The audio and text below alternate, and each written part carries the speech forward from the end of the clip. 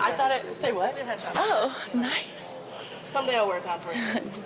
All right. Do I need to again, guys, put my shirt in? just because of, please raise your hand and we'll call it out. Just to keep it organized. Lou, we'll start with you. Oh, hi. Glad to be back. And did you have any doubt about it? You know, not really. So me saying that, maybe a little bit. But honestly, I just think, sorry, hold on. Okay. Jeez. You know, with the new CBA, it's great, right? There's so much more money out there. There's so many more benefits. And I think when you're in a building era of your franchise, then it's wonderful, right? Like you have all this money, you just got to get people in. But when you're kind of already an established crew, you're trying to get all your core players and all the people, your pieces back under that umbrella. And so I do not envy Amber, Coach Steph, Kelly's job whatsoever this offseason.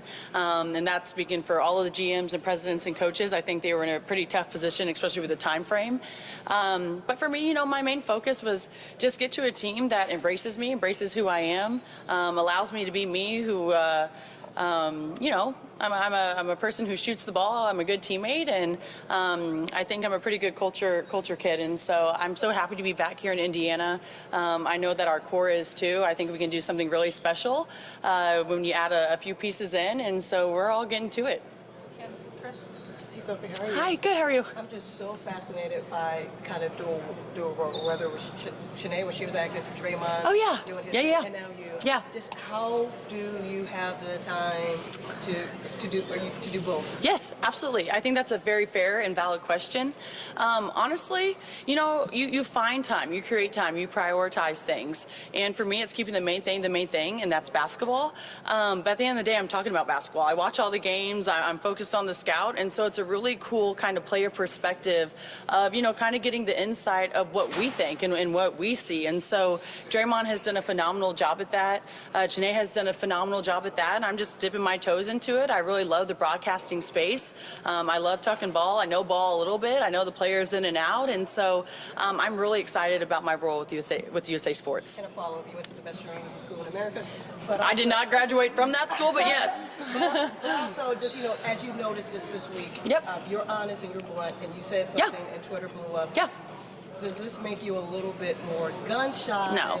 Going in? No, media is going to do what media does, and I think you guys know that. You guys are a part of that, and I think if everyone watches the full clip, then I'm very calm, cool, and collected. You know, I think sports and media in general, we need more honesty. We love clickbait. I know that's what pays the bills and whatnot, but I think that's something that I'm going to bring to the broadcasting space is just honesty, authentic stories. That's what people love. That's what people cling on to, and so I've been on both sides of media, positive and negative, and I want to be someone who brings smiles, who brings positivity, and so I really hope that I can bring that to the broadcasting space.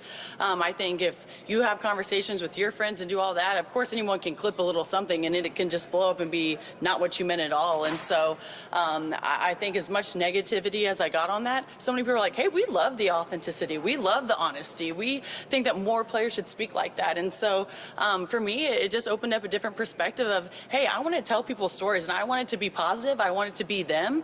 And so when all this stuff like happens, now I get to be you guys, and I get to share the story. So I appreciate that question. Kristen Scott? Sophie, you've always been so comfortable in your own skin, be it broadcasting, on the court, photo shoots. How do you get that? Is that something you had at an early age? And how could you inspire young people like, hey, be you and go out there and do it? I love it. I think that simply is just be you. I have a lot of great, powerful women figures in my life. My mom, my aunt, my grandma, my sister. And they're not just, you know, they're tall, big women, and they have their shoulders back. And but I really just get my confidence in God. My identity is in Him. And I think nowadays you see a lot of athletes where you're not just an athlete. You can have more avenues. You can get your feet wet in different things. Now, I do think you need to keep the main thing. And I think that's super important. But that's my biggest thing with little kids is, you know, if you have a passion, you have that fire inside of you, go for it. Nothing's holding you back. Go for it. And so I think that's my biggest thing is if it's in you, go out there, be the hardest worker, put a smile on your face, and enjoy life a little bit. Not everything's so serious. You know what I mean? Scott, then AC. Kind of to that end, I'm wondering what was it like to see in less than a year of that podcast, your face on the Giant JW, one of the few athletes that have appeared on that? Yeah, you know, it's awesome. I think I'm a little oblivious, and I didn't really grow up here in Indiana, and when I was here, there's always something up there. But to me, I think the most impactful thing is little boys and girls who are like, we want to do that one day. How did you do it? And I was like, just be you. Be you. That's the most important thing, and work hard. And so to see your face up there and for people to kind of ask how you got there, it's meaningful, it's impactful, and that's why I just want to be a positive light in our culture. You guys were so close last year to possibly winning this entire thing. Yeah.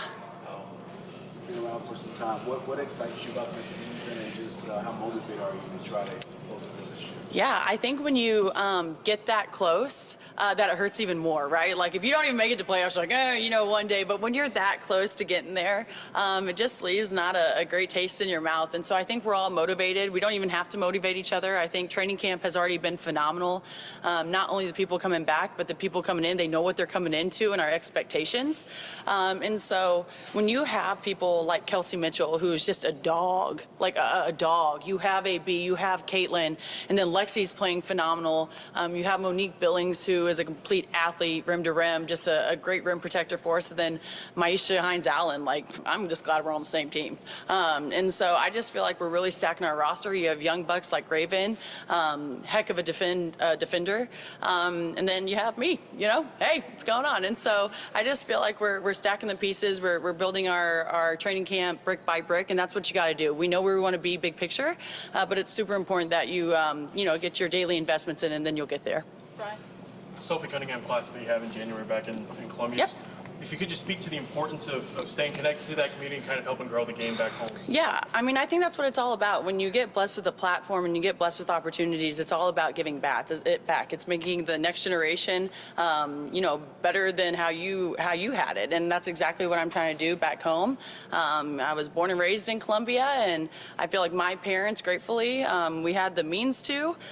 Sometimes it was really, really tight, but we had to travel to the East and West Coast, and you had to travel all over the country when we had great talent right there in the Midwest, specifically in Missouri. Maya Moore, Nafisa Collier, should be some names that click for you guys. But that's why I'm like, hey, let's go 5 miles down where we were raised and bring all these top-ranked kids to Columbia, Missouri, and show them the culture, show them how awesome Columbia is. And so that's exactly what we're doing. We have great brands like Adidas, Yeti, Quest, that really pour into these kids and give them really anything and everything, because that's another thing. We all grew up and we all got the hand-me-downs of the boys, which is great. We love the men, but I don't really want to be wearing the same clothes as them sometimes, and so we really make sure to empower young females to be girls if that's what they want to. Along those lines, how has the game grown in Columbia, Missouri?